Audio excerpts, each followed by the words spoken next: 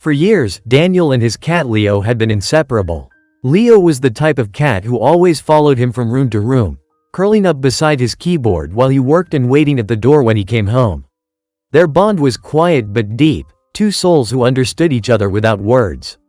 One evening, after making himself a late-night snack, Daniel playfully dropped a banana peel on Leo's back. He chuckled, expecting Leo to twitch it off and trot away like usual.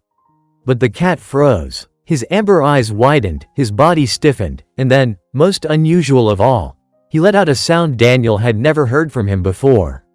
It wasn't the annoyed meow of a cat being teased. It was something rawer, almost a whimper. Leo darted under the couch, his tail low, and when Daniel peeked under to coax him out, he saw something that stopped his smile cold.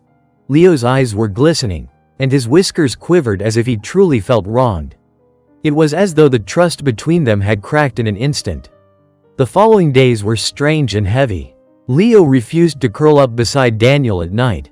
He wouldn't come when called. Even food offerings were met with cold stares. Daniel tried everything, apologies spoken softly, toys shaken in the air, his lap left open, but the cat turned away. The silence in the apartment grew unbearable, and Daniel realized how much he relied on Leo's quiet companionship. By the fifth day, Daniel was consumed with guilt. What he thought had been a harmless joke was, in Leo's world, a betrayal. He began to wonder if their bond could ever be mended. On the seventh night, Daniel sat slouched on the couch, whispering to himself, "I'm so sorry, Leo. I didn't mean to hurt you." He wasn't sure if the cat could understand, but he spoke with the same tenderness he would to a friend.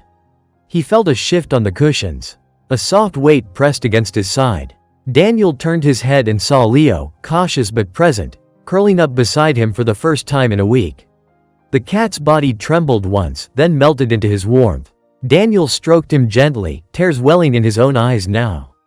It had taken only a second to break trust, but an eternity to regain it.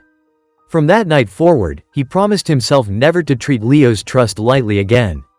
And Leo? He forgave, but he never forgot.